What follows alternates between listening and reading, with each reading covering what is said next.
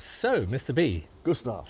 the last time we met was in high summer and there was a heat wave, and now there seems to be a heat wave and we're in early September. What's actually going on sartorially? Well, there's a heat wave now, whereas an hour ago there wasn't a heat wave, and an hour before that there was, and then it was raining. So yes, what are we to do? Well, what we should have as chaps is a section in the wardrobe specifically for the changing of the seasons, and I'm just wondering whether the spring outfits should be the same, roughly the same as the autumn outfits, or would you agree with that? I'd suggest maybe the spring outfits should be a little more hopeful, whereas the autumnal outfits should be more melancholy.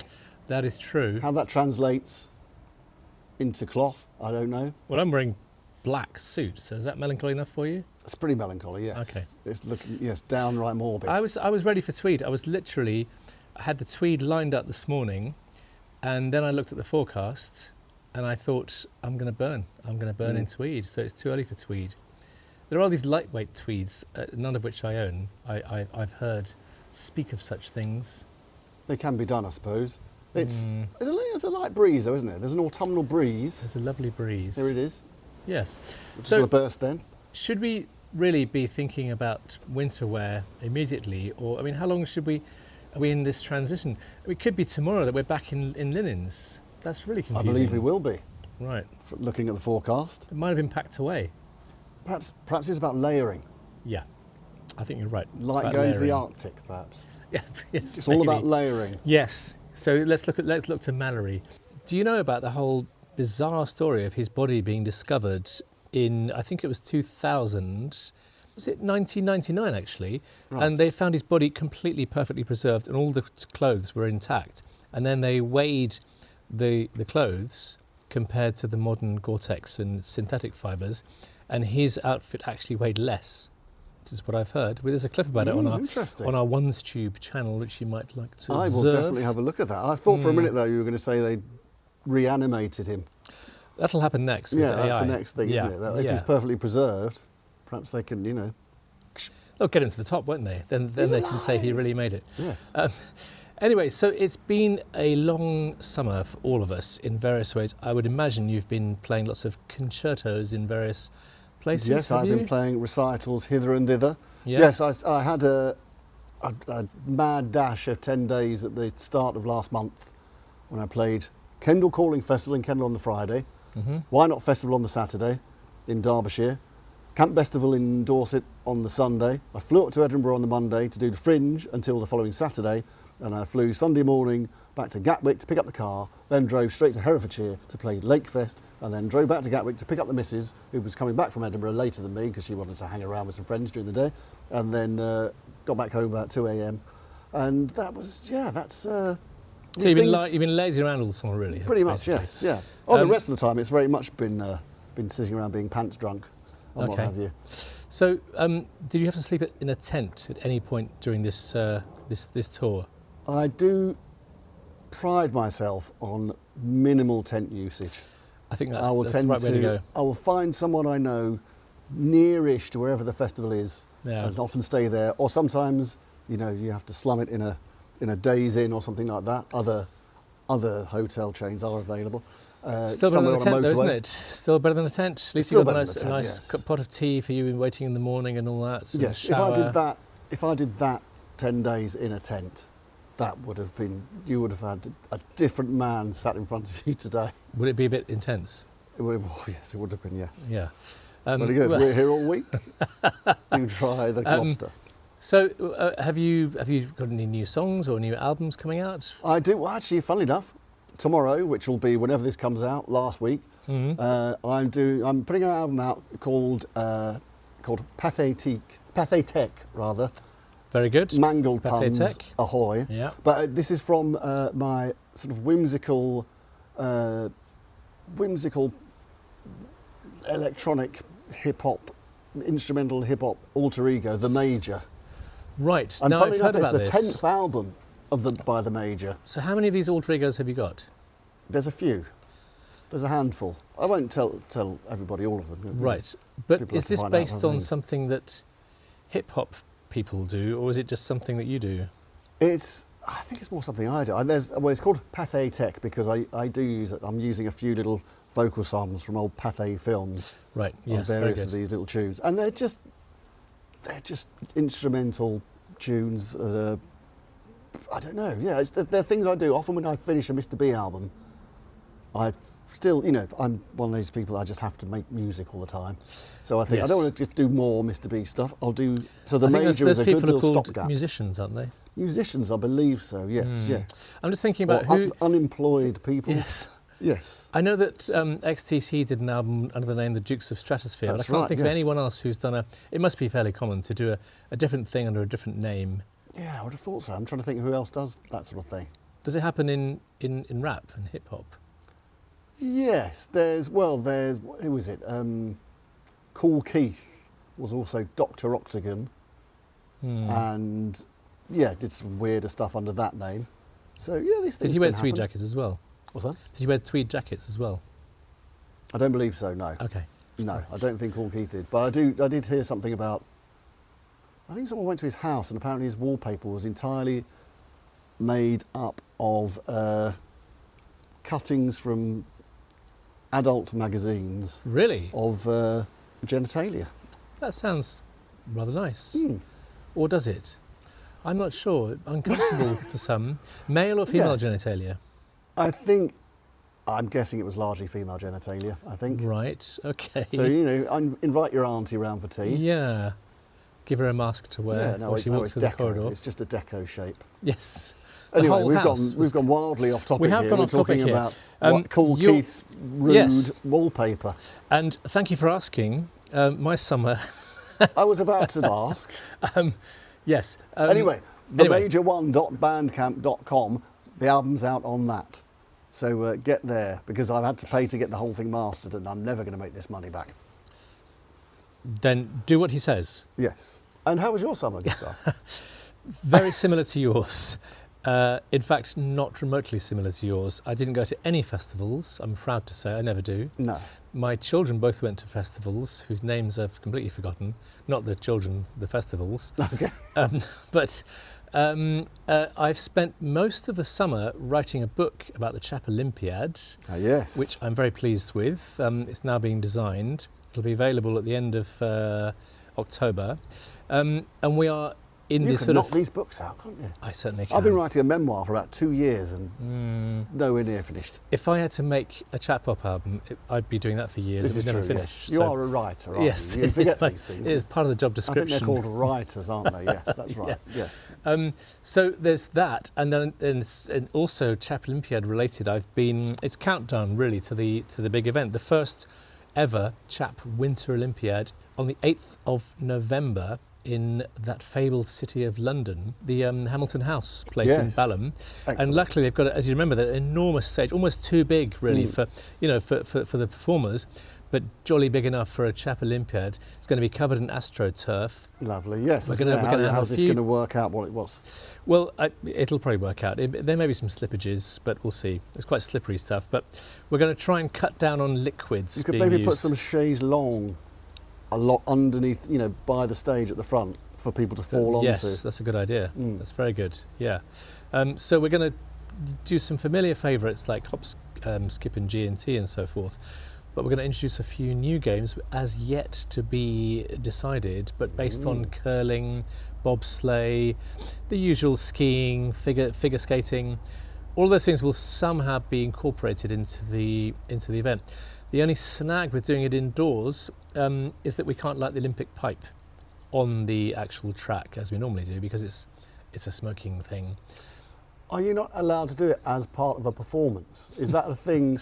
I think, isn't that part of the law that you're allowed to smoke if it's part of a performance? Yeah, we'll see how the venue people feel about that. But if that works, then if not, we'll just go outside on the steps and light it on the outside, just like they do in the real Olympics. And process in. And then process inside, and stub it out in an ashtray.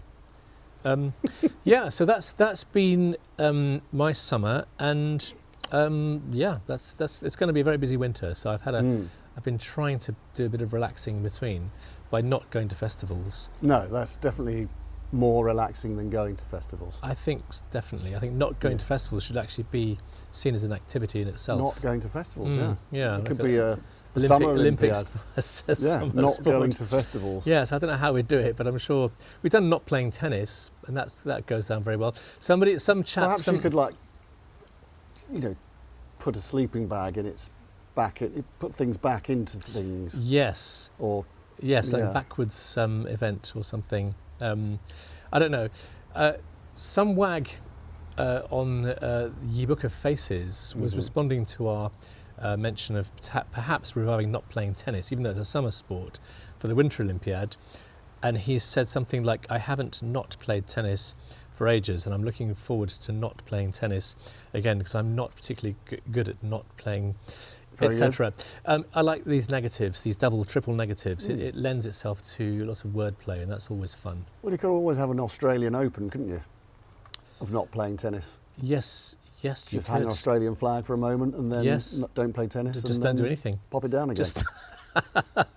Yeah, that would count. Because that happens in the winter, doesn't it? Not very Our good winter. spectator sport, though. I mean, you're seeing a flag go up and a flag come down. I mean, Well, you know, then you have the not playing tennis. then you actually do for it. Oh, I people see. yeah. I think you meant just to hang up the flag and take it down again. No, then you don't play tennis as well. I mean, if you're going to go that far, you might as well not do the Olympiad, and everyone comes and they just stare at an empty stage for 3 hours. I'm not sure if that would work. It'd be very Python-esque and very sort of Dada-esque, but I think some people would feel shortchanged. Yeah, possibly. Especially the ones who wanted to compete, because people love competing. They come along and they you know, there's a registration. They get their number taped to their back, and sometimes they sign up for 6 or 7 different events. And you know, they've planned it all. They've planned their outfits. They've trained. They've not trained. They've not trained. Yes, they mustn't train. If they train, they're disqualified. Exactly, Any yes, sign of yeah. training, you're out. Training Sorry. or trainers. Or trainers. In fact, any sportswear at all. I mean, a cricket flannel's probably acceptable. Well, cricket's not really a sport, is it? It's more of a philosophy, isn't it? Yeah, it's a philosophy. It's a psychological warfare, isn't it? Yeah. We're just coming into autumn, which I always like autumn. I like the melancholia of autumn and the you know, the colours and everything. So what are you planning for your autumn season? The autumn season, apart from walking around feeling melancholy, Of course. and that sort of thing, and wearing earthy colours Yeah. and what have you. Oh, I've got a tour planned. Oh, another one. I'm off on tour again. Another Never-ending one. tour. It's a never-ending tour. You just have to. Someone's got to put food on the table. Of course. Not that touring puts food on the table much these days, but that's another story Yes. for another time. But yes, I'm off on tour. Just some. It's not named this time. It's just the autumn-winter recitals. But I'll be playing. Yeah, I'm doing the Half Moon in Putney on the 2nd of October. I'm playing in Brighton on the 30th of October, and various other places. So that's. And I'm going to try and maybe add another. Write a couple of new songs to pop in there. I think that's a good idea. Yeah, Definitely just have to some new songs. freshen the whole thing up. Did you try and get the support gig for Bob Dylan in Brighton, the Brighton Centre? No, but I have got a couple of support gigs with Cunt and the Gang. Who? Cunt and the Gang. How are you spelling that? With a K, With a K. so it's fine. Okay. Are they a tribute to Kool and the Gang? Or No, what? no, it's just one man, and he just writes very puerile songs about very rude things to a jaunty electro-pop soundtrack. Are you a fan of winter? Some people hate winter. I don't mind winter. I mean, as long as you've got plenty to do. Well, it's winter's dark fine. all the time and cold all Dark the time. and cold. But then sartorially, it's a wonderful time, Absolutely, isn't it? You can really yes. have fun with all your coats, waistcoats, hats, the lot. scarves. It's marvellous. Well, so one of the reasons I like autumn is suddenly you're like, great, I can dress properly again now. Yeah. I don't have to try and work out what we're supposed to do in the summer, as we talked about last time. The guiabera or whatever it may be. Yeah. It's tricky. It's tricky. We're actually doing a winter Grand Flaneur walk this year, as well as a Yes. Winter Olympiad, purely because I will be people. there. Will you be there? I will be there. I'm very glad to hear it. People always complain that it's just too hot. Even though we do it in late May, usually or mid-May. These days, of course, mid-May is full summer, and God knows what to expect. Exactly. We're doing it in late November, so it better be bloody cold. It really should be cold. I'm It will expecting. almost certainly be rainy. Well, who knows? never know. Who knows? It didn't rain at all in the summer, did it? But No. anyway, I'm expecting fur coats, top hats, you know, boots, the whole thing. Well, teddy bear coats, I think there's a few of those. There's people who come to the Grand Finale Walk who I've never even seen them in winter. I don't even know what they look like in winter because they're normally kind of hibernating. So I will draw them out and see what they got to say for themselves. Yes, that'll be very good. The Grand Flaneur Walk is well, it's almost, you know, obviously the Olympiad is a magical thing. Yeah. But I think there's something ethereal and something that a lot of people don't understand what we're doing. No. Which is the great thing. The Olympiad is something that's marvellous, but it's okay. It's like the Olympics, it's entertainment, isn't it? It's entertainment, yes. Yeah. Whereas this is a more Grand Finale is not entertainment. odd sort of people ask, well, what are you doing? We meet up and we walk. And, well, where do you walk? We don't know. Yeah. Well, why don't you know? Because that's the whole point. I think the very fact that we don't know literally from one minute to the next where we're going to be that next minute, that's what makes it so magical. It's got a sort of Dada. And then the flavour following to minute, half of us don't know where the other half are going to be, and then the other half don't know, and so you end up with about Do you know what happened the last one? The last one in the summer in May, I actually lost the sort of the first walkers immediately. Like we'd literally set off from Burlington Arcade, yes, and Piccadilly Arcade. And I couldn't find them. No, I had to ask some tourists, have you seen some people dressed like me somewhere? And they said, oh yes, they went that way. They went that way. Yeah, and I found them in Piccadilly Circus, loitering about Eros. Ah, yes. Being photographed. That's right. Yes. I think I was in the leading pack there. Ah, well, you were the ones that lost. Yeah. You lost your leader I got second. overly decisive about the whole thing and just went, right, let's go this way. Yeah, no, There you go. it always works out well. I was looking at some pictures yesterday for some reason and trying to work out which of the Grand Finale walks I was looking at. I really had no idea. No, this is true. You know, there's just no indication. It's always good weather. So it'd be interesting to see how the movement works. It won't be so pleasant for walking in the winter, but it'll look more spectacular. It will. There'll be a lot of more. I guess there'll be more pubs. There'll be more pubs. Yeah, yeah. Everybody More wants scarves, to more keep gloves. Yeah, gloves. Gloves, yes. pubs, scarves, hats, the whole shebang. I'm now away just thinking what the outfit's going to be. Well, yes, there is that. I was given a lovely scarf by a friend of mine called Pandora, who you know. I know Pandora. For my birthday, it's in the middle of February. Hardly got a chance to wear it because it began getting warmer, so I'll be wearing that all the winter. So there's things like that which I've just been itching to wear, which will finally get an outing. That's the sort of thing I look forward to in winter. Oh, definitely, yeah. You look forward to the clothes. That's the thing. Is suddenly the wardrobe. Right, okay. We're moving on from there. We're going over there now. Here's the stuff. Do you put away your summer clothes completely? Because I suddenly found the other day I've got all my clothes are stored all the time. Yeah, I think what's the point of the summer clothes being there if I'm not going to wear them for another 6 months? I always plan on putting them away, and But then where I would don't. you put them? Well, we've got a couple of little storagey things under a bed that we could just easily pop them in.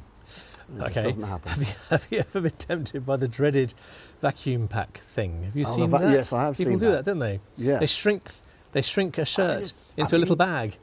It is a good idea, really. It keeps the moths out. Yes, but it's going to creases. It's going to be so creased when it comes out. I'm not sure if I can live with that.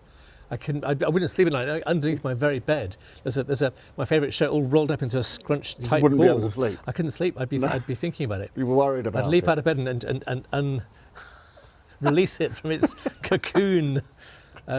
No, and also there are some shirts which you wear in both winter and summer. So of obviously course, they have to shirts is a different kettle of fish. I mean, the aforementioned Guayabera will not be seeing the light of day until next summer, but certainly, I mean, this shirt would be worn all year round, I think. Well, talking of that sort of thing, I really want to find a shirt maker. You want to find a shirt maker?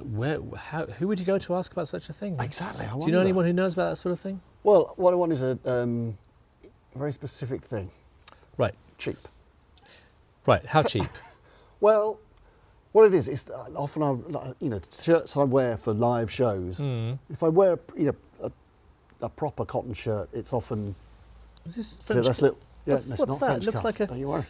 No, I thought it was a sort of T-shirt. It almost is. Okay. Yeah. I'm not here to pry. No. Well, I am actually, but anyway. Yes, pry away. So what do you want? You want what particularly? Something, well, probably like a jersey material, but Like a polo shirt. almost like a polo shirt, but not as knitted.